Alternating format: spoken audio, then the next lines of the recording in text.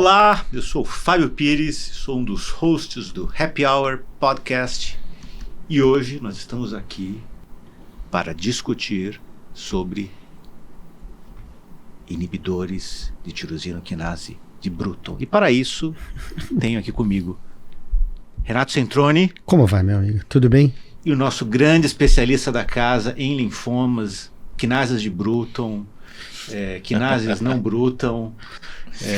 Vai contar da história, desde o serviço militar do Bruton até os resultados terapêuticos. O avô do Bruton, o que ele fazia. Se ele era Bruton mesmo. Guilherme Perini, uma salva de palmas. Nossa, é um especial. Vamos lá, gente. O tema hoje é inibidores de tirosina quinase de Bruton, IBTK. O que falta saber?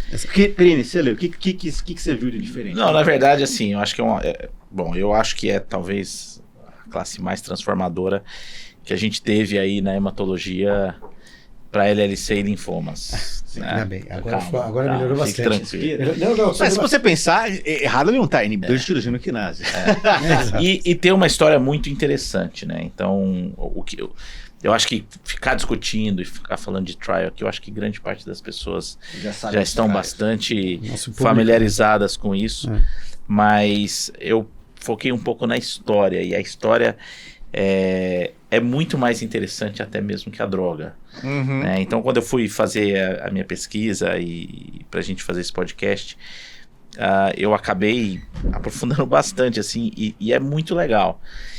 Começa tudo, na verdade, com um médico de comunidade, um médico militar, igual o Centrone falou, que vê uma família em que os meninos desenvolvem uma imunodeficiência com uma total aplasia de células B. Tá? Esse cara tem o nome de Bruton, daí o nome desta quinase de Bruton. Obviamente ele não sabia disso na época, ele sabia que era uma herança ligada ao X, né? E que havia uma... Eram só homens que eram homens, exatamente, e que tinha essa imunodeficiência com uma incapacidade de fazer linfócitos B maduros. Tá? Isso ocorre ali mais ou menos nos anos 70, 80. Não se sabe muito disso, até que se começa, então, os primeiros estudos de sequenciamento e tudo mais, Projeto Genoma. E aí, justamente, dois grupos simultâneos descrevem o sequenciamento do gene da tirosina quinase de Bruton. Muito interessante que nessa época várias empresas, startups de biotecnologia estavam fazendo esses sequenciamentos no sentido de vender essa informação para você poder gerar medicamentos. E aí existe uma união entre Estados Unidos e Reino Unido para que estes dados relacionados a sequenciamento genético fossem públicos. Então houve uma grande quebra dessas empresas aí. Então você tinha a doença, você tinha o gene, mas isso estava muito pouco sendo estudado, tá?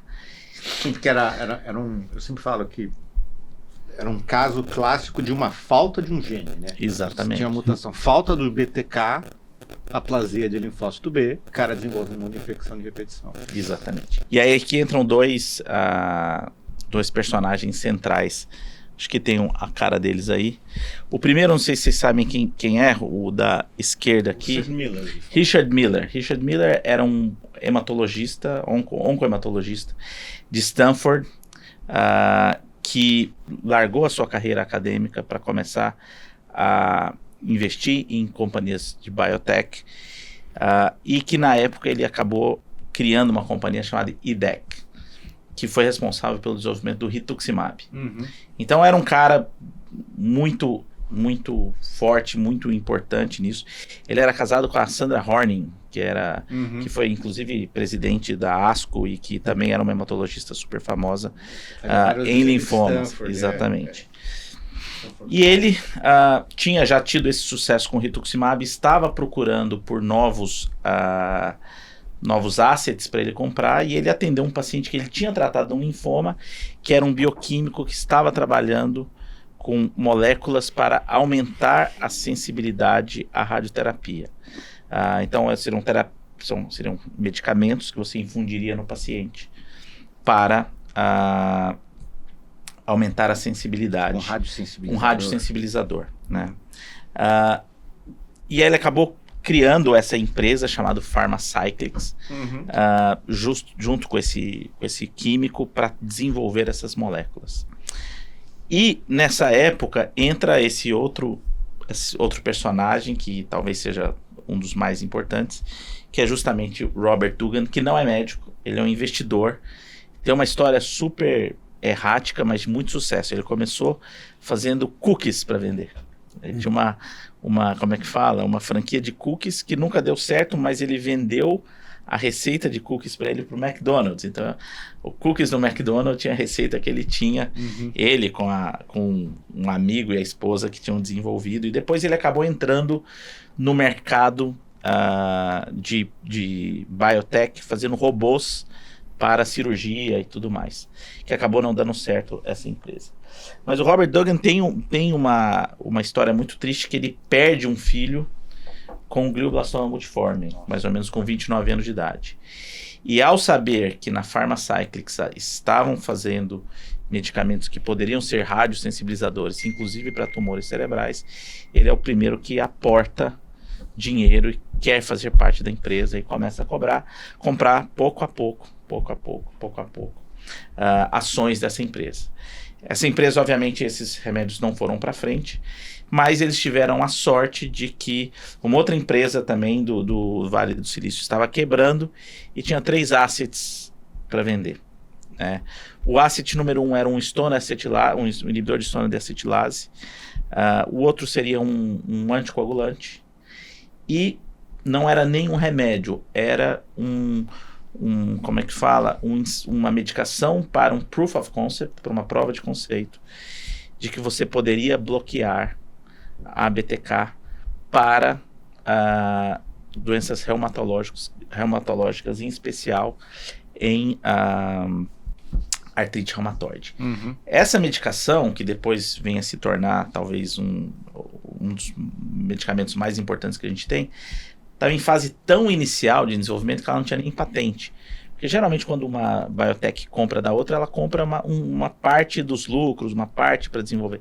Essa não, eles compraram, veio no pacote como a última das moléculas que estava ali, não tinha nem nome a molécula, para você ter uma ideia, chamava Compound 4, o nome do composto 4, que de todos esses compostos era o que tinha mais afinidade. Por que nunca foi pensado para se utilizar como remédio? Porque ele era um inibidor irreversível da BTK. E nessa época se preferia utilizar os inibidores reversíveis de qualquer quinase. Por quê? Porque se desse ruim, passa 24, 48 horas, 72 horas, você para de inibir. Bom, a Pharmacyclics compra essas 3 moléculas. Inicialmente, o Richard Miller tem um insight de que, tá bom, essa molécula talvez sirva para fazer para artrite reumatoide, mas acho que vale a pena pensar em oncohemato, em linfócitos B, porque eles sabia que tinha a ver um pouco com o receptor de célula B. Apesar que nessa etapa ainda se sabia muito pouco da ciência sobre isso. Tá? E aí ele vai e faz o primeiro estudo fase 1 em Stanford. Obviamente a pessoa que deveria conduzir o estudo seria a Sandra Horning, mas ela, até por uma questão de conflito de interesse, não foi. E quem fez foi exatamente uma pessoa que hoje nem está mais no mundo dos linfóides, que é exatamente o Daniel Poilé, que hoje está na Universidade do Colorado fazendo estudo em LMA. E aí ele publica o primeiro pôster que ele levou no ASH, que foi inclusive o primeiro ASH que eu fui em 2009,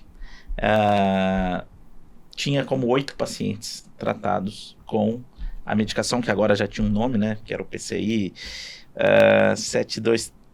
37265, era um nome, que demonstrava algum efeito nesses linfomas. Mas o grande pulo do gato aqui é que, como era uma companhia pequena, que não tinha dinheiro, eles optaram por incluir LLC no estudo. Mas não porque eles achavam que funcionaria em LLC, porque era mais fácil estudar a célula, porque a célula circulava no sangue. Então, eles colocaram, não era comum você ter um estudo que colocasse linfomas e LLC, mas esse estudo entrou por uma questão prática de como você via se a molécula realmente estava funcionando.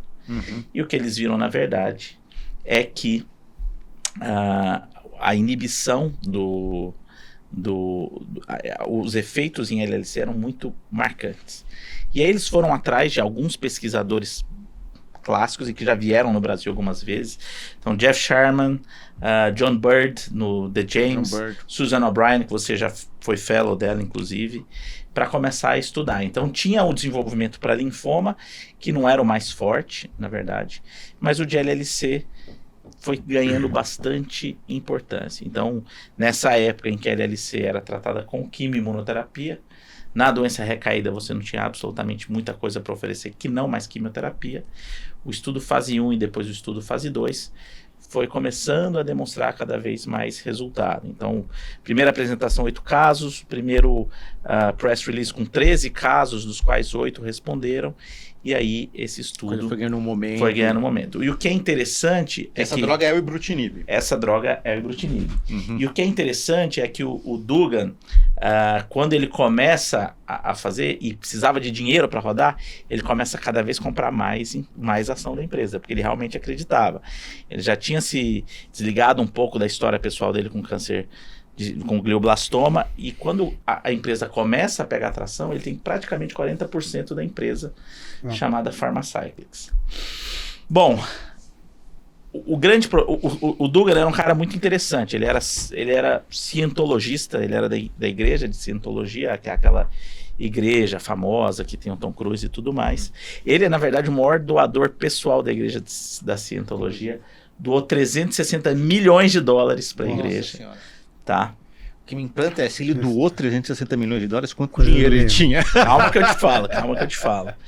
E aí ele contrata 2 pessoas que são a conexão com outro inibidor de BTK. Pode passar o próximo. Que é um médico, que é esse Ahmed Hamdi, que era um urologista que foi para as biotechs, e uma pessoa da regulação, que essa pessoa que tem até um sobrenome japonês, mas porque ela foi adotada pelo seu padrasto japonês chamado Raquel Izumi. E eles fazem todo o arcabouço regulatório do ibrutinib. Então, assim começaram a sair os resultados, ele que desenvolveu o primeiro protocolo, etc, etc. Só que entraram em rota de colisão com o Dugan e foram desligados, meio que quase que expulsos da empresa, da Pharmacyclics. Curiosidade, foram entrar em rota de colisão por qual motivo? Cara, por várias pequenas coisas. O Hamdi, muito porque desenho de estudo clínico. Então, por exemplo, o Hamdi não fez um estudo de nível de dose. Ele já escolheu 2 doses e colocou. Isso gerou uma série de críticas. Um problema que eles tiveram foi, por exemplo, no estudo contra o ofatumumab, o FDA não aceitou o crossover, certo? Isso gerou um desconforto muito grande com os investigadores que estavam vendo as pessoas responderem super bem ao ibrutinib, e sem o crossover essas pessoas morreriam no braço do ofatumumab, tá? A Raquel Izumi foi meio que no pacote do Hamdi aí, nunca teve um grande problema com ela. Ela foi muito boa, inclusive, em conseguir as aprovações e tudo mais, mas, de qualquer maneira, os 2 foram mandados embora. Ficam meio um pouco no limbo, eu vou chegar já onde eles vão parar, e o ibrutinib começa a ganhar tração, os resultados começam a sair, estudo fase 2, estudos fase 3, e, como vocês sabem muito, é uma droga que verdadeiramente mudou completamente a história da LLC. Ganhou de todos os comparadores, se tornou o standard of care em todos os cenários. Então hoje, seja como monoterapia, seja como em combinação, os inibidores de BTK são centrais nisso aí. E meio que meio junto assim, veio a aprovação para Manto. Né? A aprovação de Manto é impressionante. Ela vem no estudo fase 2 de 48 pacientes. Né? E acho que foi interessante, foi um momento que, acho que você vai poder falar muito mais do que isso que eu, mas foi um momento que eu acho que o linfoma do Manto, ele De certa forma, ele ganhou uma maturidade na hematologia, porque até então ele era tipo um tipo de linfoma que as pessoas reclamavam porque fazia o diagnóstico, de autólogo, mas não tinha muita coisa. E aí começou a ter trial de manto um atrás do outro. Exatamente. Na verdade, é um linfoma relativamente novo, né? Essa classificação é nova, e que era muito ruim, né? A gente falava que era o pior dos dois mundos, né? Ele era incurável como indolente, agressivo como agressivo, né? E obviamente, aí entra um pouco também a minha história pessoal, que eu lembro quando eu estava no MD Anderson exatamente nesta época, né? Entre 2009 e 2010, que era quando os estudos estavam rolando. Eu estava no linfoma, você estava na leucemia, então eu não vi nada dos dados de LLC. Mas eu lembro de perguntar para as pessoas que estavam no linfoma, assim, dessas drogas todas que vocês estão testando aí, qual a droga que vocês acham que vai para frente? Eu lembro nitidamente do Fowler me falar, cara, tem uma droga aí, que é o inibidor de BTK, que isso aí vai ser realmente transformador. E aí depois acabei voltando para cá, participei de estudos clínicos, continuo participando de estudos clínicos com inibidor de BTK, mas é uma história muito interessante. Porque qual que é o grande lance, o interessante aqui? É o número de coisas que tiveram que acontecer para essa droga chegar. Então assim, uma empresa quebrou e estava lá com aquele asset meio abandonado. Você tinha que ter uma pessoa com um drive muito grande, muito maior que financeiro, perdeu muito dinheiro até a droga ir para frente.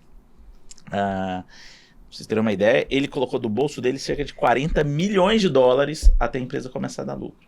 Deixa eu te perguntar uma coisa, né, nessa questão, porque é um achado, então tem uma imunodeficiência primária e você descobre que essa molécula tem um resultado, por exemplo, mesmo no perfil mutacional pior, né, 17P ou TP53, acontece um ótimo resultado. Eu lembro do Wong apresentando isso, acho que já estavam indo em ASH nessa época. Mas como foi a experiência com outros linfomas? Então, a experiência do racional de falar, bom, se aí isso tem ação com o linfócito B, como foi a experiência? Aí entra o pessoal do NIH. Porque quando estava se desenvolvendo essa droga, não sabia absolutamente nada então, disso, isso que... né? E aí o Lois Stout, que é um patologista super famoso, começou a estudar essa via do receptor de células B.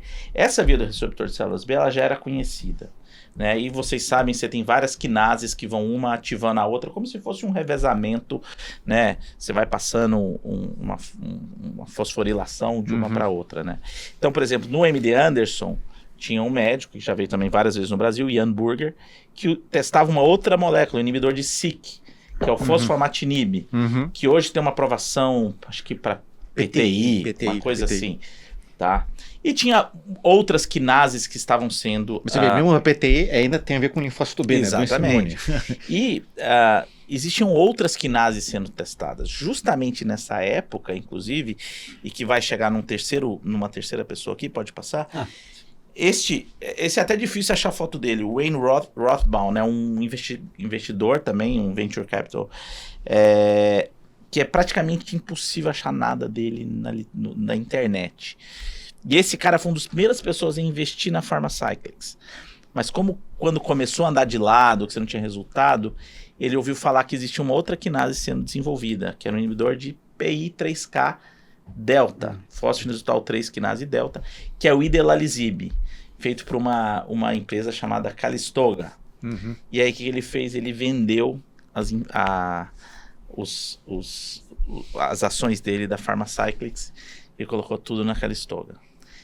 Ele viu o erro dele gerar bilhões pro Dugan, e aí nesta ele resolve ir atrás de um outro inibidor de BTK. Tá? Numa empresa holandesa que na verdade tinha licenciado para Merck. Essa empresa, ela é interessante, ela fez duas moléculas na vida. Ela fez o ACP-196, que virou o acalabrutinib, e um inibidor de checkpoint, que depois virou o pembrolizumab. A Merck vendeu o primeiro e estava em vias de vender o segundo, quando alguém puxou o freio e falou, não, peraí, vamos nós desenvolver essa molécula. Virou a molécula mais rentável, com o maior número de aprovações do FDA, que é o Keytruda, que é o pembrolizumab. Eu fiz uma consulta no ano passado, o Medicare gastou mais de 800 milhões por ano só em Keytruda. Então esse cara foi atrás daqueles dois nomes que eu falei aqui para vocês, do Hamdi e da Raquel Inzumi, contratou eles para justamente ir junto com esses 2 cientistas holandeses, que aí tem uns nomes super difíceis, Allard Kapteyn e Tijard Barth, que eram as pessoas que tinham desenvolvido o ACP-196 nessa empresa chamada Certa. E aí ele entra com dinheiro para justamente testar o ACP-196, que não tinha nome ainda. E aí começa a haver até uma certa guerrinha, porque quando o Hamdi, que era um cara muito bem conceituado, foi atrás dos mesmos PIs, a notícia chegou na Pharmacyclics. E aí geram toda uma briga comercial ali, etc e tal. E a molécula acaba se mostrando mais seletiva e mais bem tolerada.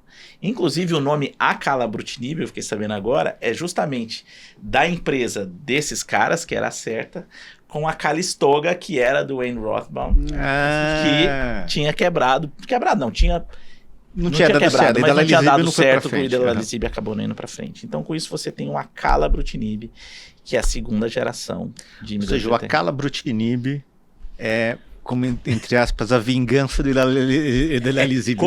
Na verdade, é a filho do Idelarizib. É a vingança de quem esteve na Pharmacyclics e não ficou.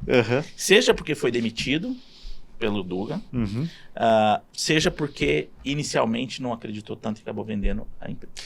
Essas coisas acontecem mais do que a gente imagina. Tem um remédio para SMD que foi aprovado, existe o luspatercept. O luspatercept, antes dele tinha um outro remédio que era o sotatercept.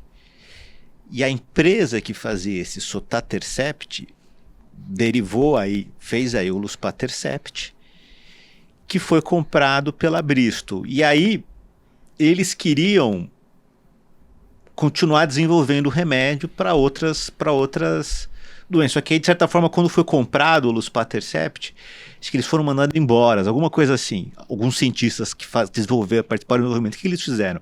Eles pegaram a droga mãe inicial, o sotatercept, modificaram ele um pouquinho, criaram uma droga chamada Euritercept, montaram uma outra empresa, que era a Keros, que foi vendida para a Takeda e que agora está estudando esse Euritercept, que é um luspa melhorado, entre aspas, para SMD, para mielofibrose. Então você vê que essas coisas acontecem mais do que a gente imagina. E só é interessante, a Pharmacyclics, quando começa a fazer os estudos grandes, eles não têm perna para fazer isso. Então eles chegam nos Estados Unidos e fazem um acordo com que na época se chamava Janssen, que hoje é Johnson & Johnson, para ajudar nesse desenvolvimento. Por isso que o ibrutinib hoje no Brasil é da Johnson & Johnson.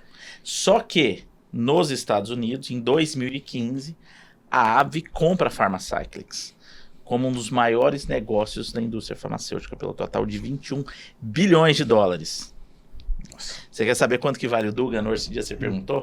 12 bilhões de dólares. Nossa Senhora. É a fortuna dele. Eu acho que esse debate é muito interessante porque ele não é só científico, né? Assim, é o que você falou.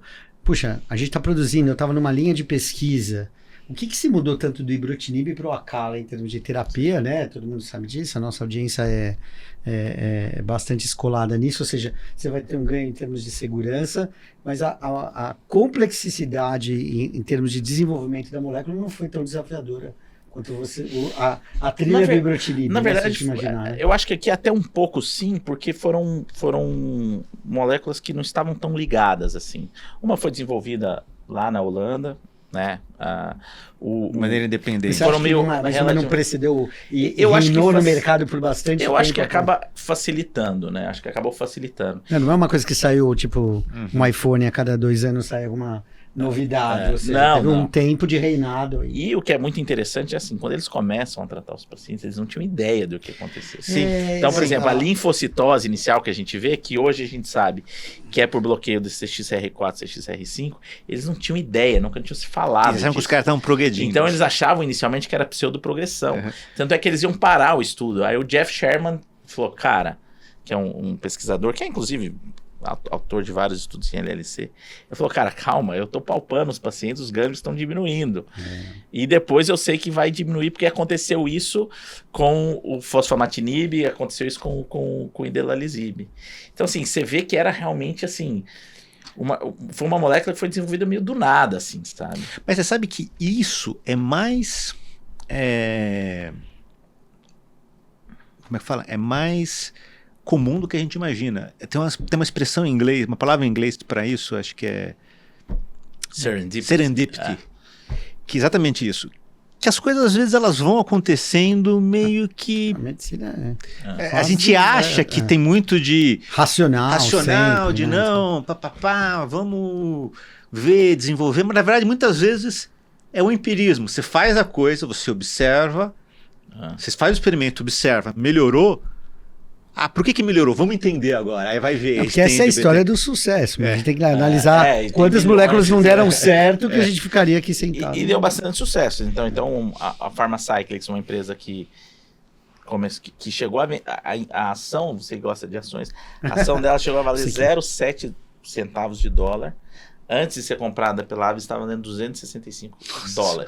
Essa transferência vamos aproveitar o tema até para a transferência, né? Muita gente não sabe, né? É uma molécula que a gente usa aqui e fala, pô, nos Estados Unidos é produzida ou foi desenvolvida por uma indústria, por uma biotech e é comercializada. Como é que foi, já que a gente está falando de business também um pouco, como é que funciona essa transação? Assim, por que então, de alguma maneira, uma empresa em franca ascensão como a Aves não é a principal... Cara, eu acho que as biotechs, elas conseguem...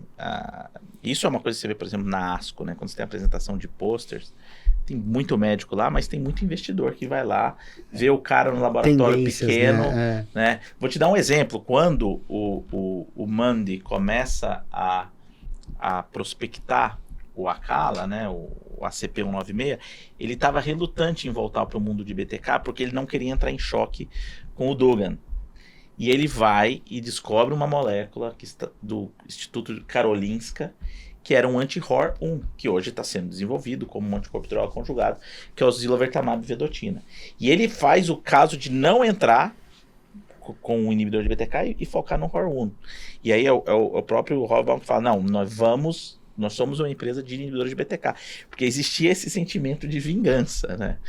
Então, e esse sentimento de vingança se coroa por quê? Porque a Acerta Pharmaceuticals é comprada depois pela AstraZeneca, que hoje é uma das grandes empresas de oncologia e Research and Development, e termina com a coroação da comparação head-to-head dos estudos. Né? Então vocês sabem, Resonate não, o Elevate-R compara ibrutinib com a calabrutinib acaba se mostrando não inferior e mais seguro, que seria uma maneira indireta de dizer que seria uma terapia melhor, mas obviamente não é o assunto da nossa discussão aqui. Então assim, é uma vingança que é um ciclo que se fecha, uma vingança que se comeu fria, mas no final é extremamente interessante essa história. E pensando one step beyond, assim, estamos falando de BTK, então nisso depois veio o zanubrutinib, ainda dentro da classe isso eu falo, Zano, fala alguma coisa aí depois Pirto, para onde nós vamos, para onde você vê, vamos lá, que a gente precisa mais. Aí entra uma outra empresa, uma empresa chinesa, que chamava Beijing, que era, na verdade, um trocadilho com o nome Beijing, que é a capital, né, Beijing, que começa a desenvolver, você viu? Uma outra molécula, que é o zanubrutinib, um desenvolvimento completamente diferente desse eixo Europa-Américas, é uma molécula que foi desenvolvida Ásia-Pacífico, né? Os estudos iniciais são na própria China, quando ela vai se tornar internacional, acaba sendo Austrália e Nova Zelândia. E hoje é mais um dos inibidores de BTK que a gente tem, que são os inibidores covalentes. Lembrar que, inicialmente, né, quando os inibidores covalentes não eram para ser remédios, eles eram para ser compostos que provariam uma prova de conceito que a inibição de BTK funcionaria para artrite reumatoide. A grande esperança estava nos inibidores não covalentes. Né? E aí a gente tem duas grandes empresas que desenvolvem, que também eram biotechs, que também foram compradas. Então, de novo, Pharmacyclics, comprada por $21 bilhões pela AVE. Depois a Acerta, comprada 55% da share pela AstraZeneca por mais sei quantos bilhões de dólares. E você tem a Loxo, que desenvolve uma molécula chamada Loxo 305, que depois recebe o nome de pirtobrutinib, que é um inibidor não covalente. Que é comprado pela Lilly. Que foi comprado pela Lilly. A ideia é justamente que os inibidores não covalentes funcionassem nos pacientes que adquirissem mutações ali na cistina 3481S e que também tivesse um perfil de segurança melhor. Porque a verdade é que a ideia de se fazer um inibidor não covalente é muito a ver com toxicidade, que é uma inibição não covalente, né, não definitiva, e que você reverteria depois ali de 2, 3, 4 Ela é dias. mais... Era o conceito inicial. Até pra gente estar ouvindo assim, é uma inibição, ela é mais fraca, né? Ela é mais inibição fraca. Ela é mais então, fraca. que até você poderia pensar assim, pô, mas se o negócio inibe mais fraco, não vai ser pior, né? Você quer dar um remédio que... O racional nosso que a gente vai pensar de bate-pronto é por que uma coisa que é mais fraca vai ser melhor, mas tem a ver com toxicidade, com eficiência, a questão da cisteína 481 que você falou Sim. que é mutada, então é interessante isso que às vezes nem sempre você fazer uma inibição muito poderosa é a solução para tudo. Mas isso, querendo ou não, traz uma linha aí de 2 décadas de tratamento e uma mudança de prognóstico para os pacientes Total. inquestionável. E é aquilo que a gente estava falando, a gente tem um episódio aí de mutação do TP53, porque nesta patologia essa classe de medicamentos desempenha um resultado muito melhor do que a gente não consegue, por exemplo, quando a gente fala em LMA ou quando a gente vai falar de mieloma múltiplo, ou seja... E Acho que o pessoal que faz linfoma é mais dedicado. Não, de fato, as doenças são diferentes, mas de fato, não, é esse o raciocínio, isso que você falou. Muito é do acaso, né? Você tem um racional muito do da acaso, linha, mas muito do que você vai colher de falar, bom, tem que ser um tratamento finito, contínuo, porque essa mutação é de mau prognóstico. Dali a 5, 10 anos, você está preocupado E hoje, em parar o engraçado tratamento. que hoje a grande discussão é quem vai ocupar esse espaço. Hoje os estudos são covalentes com não covalentes, justamente para ver como que isso vai mudar. Porque que não vai se ter tratamento de LLC sem inibidor de BTK, não se vai. A questão que vai ficar é que a gente teve agora recentemente apresentado no ASH o estudo Pirto versus BR, já temos Ano versus BR e Brute versus o mundo. Isso é um papo que vale um outro assim, episódio. Enfim, É que a LLC é permeada por braços muito complicados, né? E a gente começa ainda nesse mas se a gente entrar nessa seara, a gente não vai ser... É um outro episódio. Mas eu acho que é isso.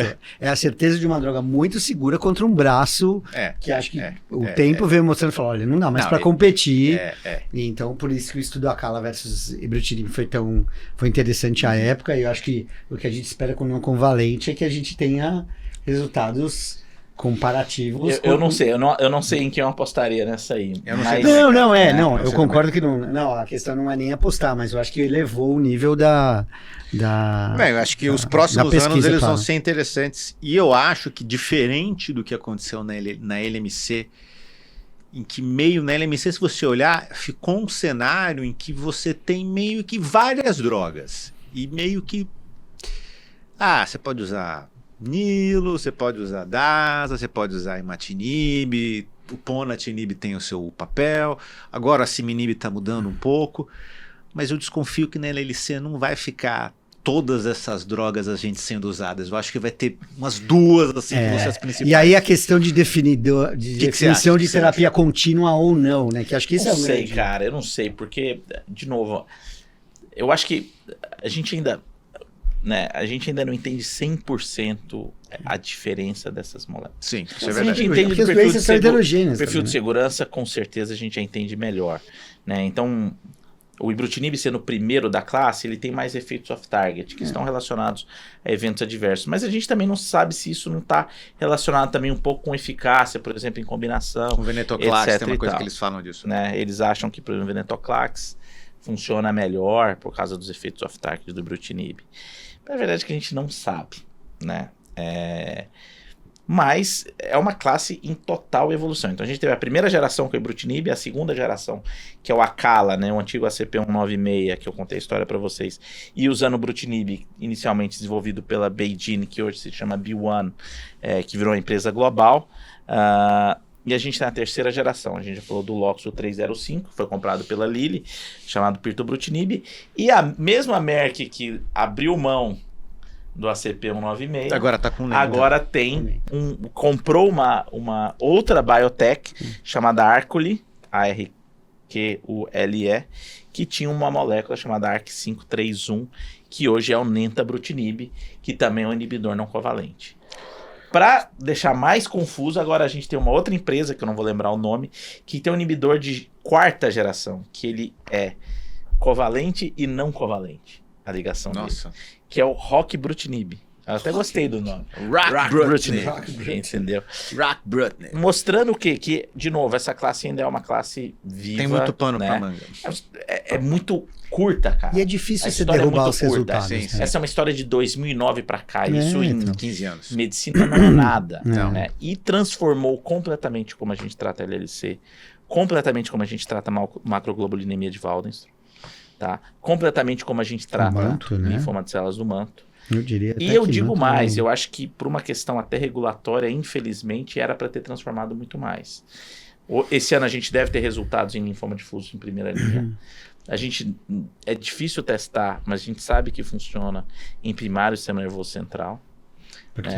E eu acho que, obviamente, começa a surgir inibidores de BTK voltando para a origem inicial. Então a gente tem para doenças autoimunes hoje em dia. A gente tem, eu esqueci o nome agora, sendo testado para esclerose múltipla. A gente tem para PTI, acho que apresentado foi uma uma plenária do Plenária Oeste, inclusive. exatamente. E, obviamente, abre um leque muito grande, né? Mostrando que, sei lá, só fechando aí, aquele médico militar que viu o menino com a imunossupressão, ele jamais imaginaria que isso viraria, talvez, uma das moléculas mais transformadoras, com certeza uma das mais rentáveis que a gente teve nos últimos anos. Eu queria fazer só um comentário. Um desafio que a gente tem hoje na condução de terapias contínuas da imunodeficiência, né? Era de se imaginar e falar assim, puxa, eu vou induzir uma imunodeficiência, o paciente já tem hipogama. O desafio da infecção não foi o grande problema da IBTK, né? Não foi. Essa é que é a questão.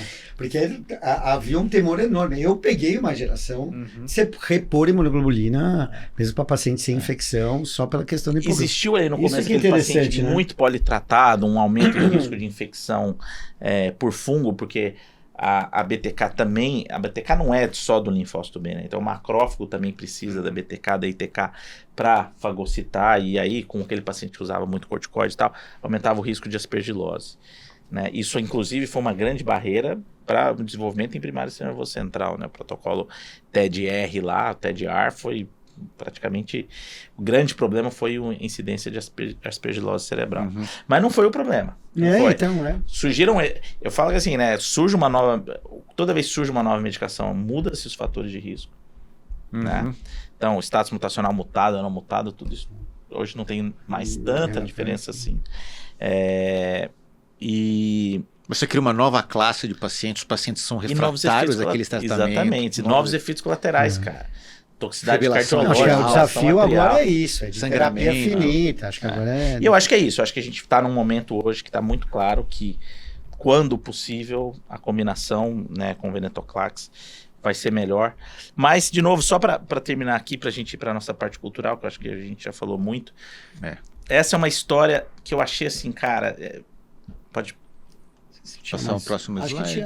Mais um slide. Esse aqui. Para quem quiser saber mais dessa história, eu já tinha lido esse livro ano passado, mas para fazer o podcast agora, eu estou escutando ele de novo no Audible. E é só sobre ibrutinib, não? É tudo essa história que eu contei para vocês. A história do desenvolvimento da Pharmacyclics, do ibrutinib, o racha com o time de desenvolvimento, a união com a equipe holandesa e justamente o surgimento do acalabrutinib. É uma sugestão. Isso vale para outras moléculas. Extremamente interessante, cara. Assim, não dá para parar de escutar, porque parece um thriller mesmo, assim, de crime, mas não tem crime, que é de desenvolvimento. Eu achei muito legal. A maior parte dos protagonistas são desconhecidos, né? Na verdade, não. Quando você começa a escutar a parte médica, nós conhecemos todos. Mas Sharman, Bird, Polea, Susan O'Brien, Sandra Horning, todos eles são bastante conhecidos, mas assim, os bastidores é muito interessante. E, de novo, algumas pessoas, quando você vai conversar, têm a ideia que o Dugan, que foi o grande força motriz por trás da Pharmacyclics, tem uma coisa meio de vilão, assim, mas é um cara extremamente focado, com uma história pessoal muito, muito difícil, e que foi o combustível para essa molécula chegar aqui. Né? Então, assim, eu consigo ver ele como um anti-herói, mas herói também. Assim, né? E, obviamente, foi mais do que bem remunerado por toda a sua teimosia e todo o seu jeito aí. A fortuna de 11 bi.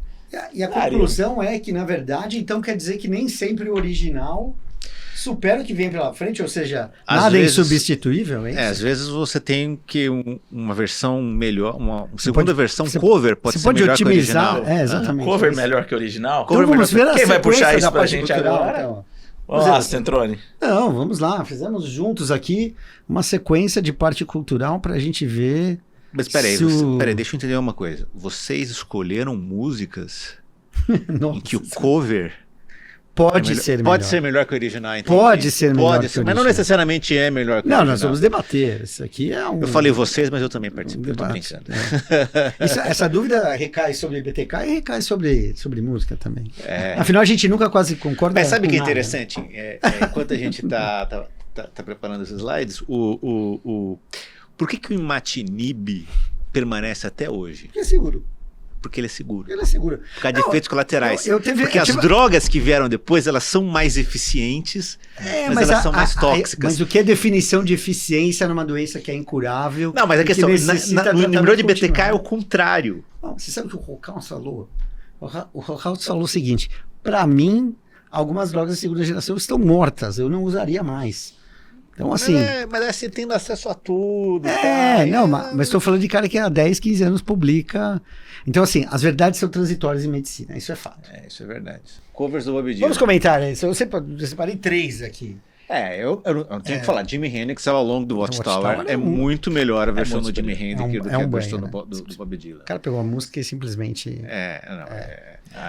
Mr. Tambourine Man, tem gente que acha que é dos Birds porque isso é que é legal, hein?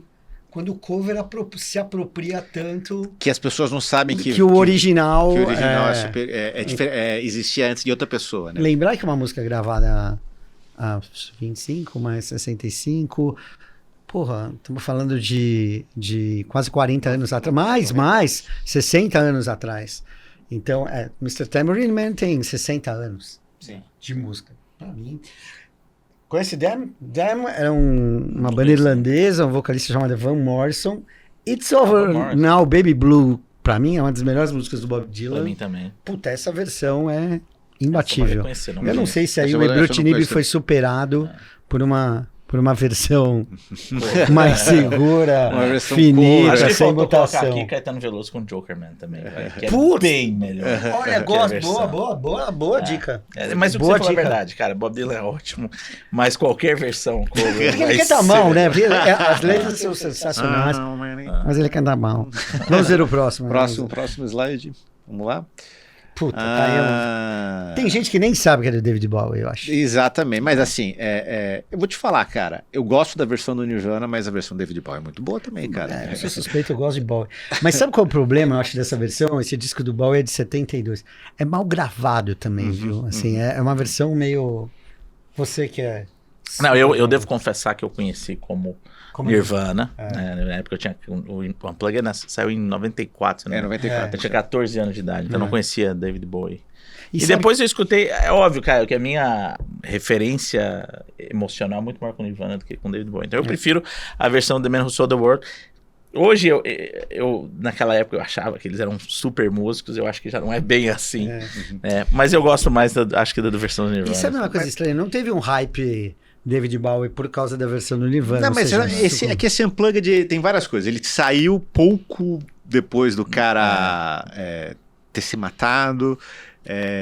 Quando ele fez o Unplugged, todo mundo imaginava que eles iam tocar os grandes hits dele. Teve vários covers. O Unplugged tem um monte de cover, cara. Tem um monte de cover. Assim, e músicas que eram, assim, meio... pouco conhecidas e tal. Isso é verdade. Pro próximo, vamos lá. Vamos olhar pra lá, vamos tentar. Pra mim, esse é um dos maiores... Que assim, o Really Got Me é considerado por muitos músicos... Essa é a melhor música do como Kings. Dos principais riffs de metal, quando não existia metal, porque é uma música dos anos 60. Só que o maior guitarrista das últimas 2, 3 décadas se apropria da música e transforma numa versão pesada, poderosa, cheia de efeitos e tal. Então, eu acho que uma não supera a outra, cara, mas com certeza você ouviu mais Van Halen do que... muito mais Van Halen. Aqui eu sou Van Halen. Não, mas eu acho melhor o Kinks, cara. Então, aqui eu prescrevi Brutini, mas não prescrevi boa. O próximo, vamos ver. Próximo. Putz, nossa. a música não é de nenhum dos dois. Então, a gente tem de um lado Marvin Gaye e do outro Creedence Clearwater Revival. Marvin Gaye gravou antes, essa música é de I Heard Through the Grapevine, que é que na verdade é uma gíria, né? Eu vi por aí, né? E falaram por aí, né? É escrita por um cara da Motown, não conhecido, pelo menos não do meu conhecimento de rock and roll, mas as duas versões são ótimas. Você vai lembrar, ali era a propaganda da Levi's. Marvin Gaye tinha uma propaganda da Levi's no Brasil. Essa música ficou conhecida porque era uma propaganda muito legal e era a versão do Marvin Gaye, bem soul. E uma versão totalmente rock and roll do Creedence. Não, eu vou de Creedence. Eu vou de Creedence também. Não, eu curto as duas, mas acho que Creedence é melhor. Próximo, vamos. Putz. Essa é difícil. Bater Beatles. Nossa. Mas eu acho que o Joe Cocker... bate. Cara, eu ouvi antes de pôr o slide... Cara, eu vou te falar que eu conheci essa música por causa de um seriado que passava. Sim, incríveis. Como assim? Mas essa talvez que era seja... abertura. Cara, faz parte dos covers... Que comeram a original. Exatamente, que mataram. Eu sou bitomaníaco, adoro, mas assim, nem compara. Essa, eu acho que... Não é fácil isso, o cara merece... Não, e tem a versão, porque depois a gente quer deixar isso claro, hein? Happy Hour Podcast, tudo vai depois pra nossa playlist no Spotify. Você dá a sua opinião do que você considera melhor. A versão do Joe Cocker em Woodstock dessa... Não, é impressionante. Essa do Woodstock. Backing vocal, A próxima. Putz, tem gente que nem sabe. Essa eu tinha sugerido também. É do Prince. É do Prince, não, mas... E ele gravou, viu? Eu achei que ele tinha dado a música, porque isso acontece, né? O cara compõe e fala, compus pra você. Não, mas Sinéad O'Connor, a versão é muito... Essa versão é maravilhosa. Comeu a versão. Já pode passar pro próximo. Aqui foi uma superação de... Você não é dessa época de super pop. Come on, filho. Não, Conhece Slade ou não? Não. Cara, Slade é uma banda que é underrated, eu acho. Tem o seu papel. Oasis gravou e tocou recentemente, até acho que agora no retorno em Londres, agora na turnê latino-americana não, mas chegou a gravar Come On Feel the Noise, que todo mundo conhece com o Quiet Riot, pelo menos quem acompanhou o programa antes da MTV. Não, assim, Rudy Sarzo ali na... Não, assim, as duas versões são excelentes. Acho que a mais famosa do Quiet Riot, mas, cara, a versão do Slade é muito boa. Muito boa. Eu não conhecia, eu conheci recentemente, assim. É novo como... Eu sou novo como você, Zé no Brutini. O próximo, vamos lá. Putz! Não, aí não dá, cara. Aí eu mostrei ontem pra Ana. Aí não dá. Eu falei assim, qual versão você prefere? Ela falou assim, nossa, eu nem conheço Johnny Rivers, mas com certeza é melhor. É a mais romântica de todas. A do Ramones é um tesão. Mas, assim, a versão dos Ramones é a mais engraçada. E que é a cara do Beach Boys, na verdade, mais pesada. Tem outra. Eu acho que eu votaria no Beach Boys aqui, cara. Boa. Tem uma versão, tem uma música boa do Beach Boys que o Ramones também gravou, que o Beach Boys gravou uma versão, mas que não é de nenhum dos dois, é aquela Surfing Bird. Surfing Bird. Tô ligado. É uma música que basicamente o cara não canta nada na música. Mas aqui é uma competição entre três. Acho que vale depois para nossa audiência escolher o que acha melhor. O próximo aí. Putz. Cara, essa...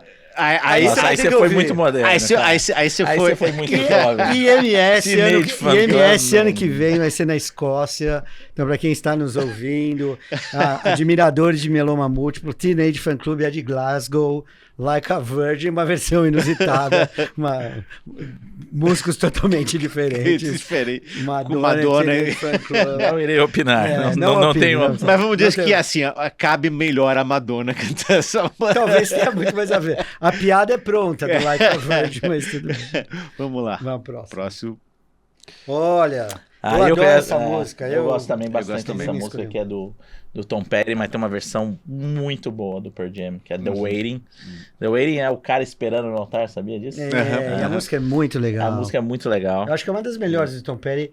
Agora, o Pearl Jam tem um monte de cover, né, cara? Sim, Ele sim. não tem problema Tem uma, em fazer. inclusive, que você gosta bastante, que é Drive, do R.E.M., que também é um belo cover do Tem várias. do Pearl Jam. Tem Last Kiss, tem... Last Kiss é outro. Não, gravou Don't Dream Is Over. Então, assim, ele tem várias. Aqui eu acho que eu sou o Tom Petty ainda. Eu sou o Pearl Jam. Acho que eu sou Petty, acho que eu sou o Tom Petty ainda. Não sei, Acho cara. Agora gosto- Pearl Jam. acho Essa ideia que é uma Pearl bela Jam. opção. Aqui eu sou Zana. Você aqui eu nunca sou Brute. ouviu Tom Petty? Vai se fuder, claro que eu ouvi. Meu Antônio, filho, qual que é a por favor. banda qual que é a banda original do Blaze Bayley antes de entrar no Iron Maiden? A próxima, por favor. Você ficou com isso na cabeça? A próxima, vamos lá. Próxima. Você me sugeriu isso. Sugeri, esse é ótimo, assim. Respect, tem uma história boa disso, né? Respect é do Otis Redding, né? Um compositor de um monte de músicas. Não, tem aquela outra música. Motown, cara. Outra famosa. Dock of the Bay lá. Dock of the Bay. É. Sitting on the Dock of the Bay. Não, você cantando traz um alento. imagina. pro- Eu tô pro eu podcast. cantando, cara, porque. Imagina a audiência. Não, mas é pra não bloquear, né? Pra falar, isso aqui o cara tá cantando não é a música. Aí o Otis Redding ouviu a versão da Rita Franklin e falou, cara, a mulher comeu literalmente. Não, é Respect. Até porque a R.E.S.P.C.T. é dela, Mas você né? sabe Ela que tem faz você vai original colocar não aí tem também, isso, mas né? tem o Tom Petty, ele tem uma música chamada I Won't Back Down, que foi gravada pelo... Cheio de free falling, isso aí. Não, cara, meu Deus. O mesmo cara que gravou Hurt, o John... esqueci agora o nome do cara. E ele falou assim, se eu soubesse eu não teria gravado essa música. Teria deixado pra ele, pro Johnny Cash. Sim. Johnny Cash, eu teria deixado pro Johnny Cash, que é melhor do que a minha. Acontece, a próxima. Bom, I Found the Law é difícil até saber, a gente foi procurar achando que era um reggae, não é um reggae, a música é mais antiga ainda, É bem mas antigo. é imbatível com The Clash. The Clash ficou excelente. Clash. Acho que é excepcional. a melhor, excepcional. Próxima. Putz, olha aí. Agora, pra redimir os Beatles, Twist and Shout. Não é de nenhum dos dois. Não é nenhum dos dois, Nem mas do o Twist and Alley Shout é a Brothers, melhor mas versão Twist and deles. Shout, Sim. dos Beatles. Aí é imbatível. Boa escolha, Fabinho. Próximo. Putz. Aqui muita Essa é gente difícil. não sabe. Não é de nenhum dos dois também. Aham. É de um outro compositor mais antigo, mas duas versões muito interessantes, mas lembrar Eric Clapton que e o Bob Marley. Bob Marley I vai Shot the morar Shot. na Inglaterra no começo dos anos 70 e o Eric Clapton fica maravilhado com o reggae, ele que puxa a versão, porque a versão do Eric Clapton é meio reggaezinho, reggae, né? Mas aí eu acho que eu iria com a versão do Bob Marley. Eu também, eu iria com o Bob Marley. Eu acho também. Trataria com o Bob Marley, eu acho. Você acha que o tratamento menos dor, Vai com paciente o Bob mais calmo, Marley e tal, o cara. paciente fica O cara mais calmo, mais O relaxado. cara relaxa, tal, não tem tanta... Melhor apetite. A melhor...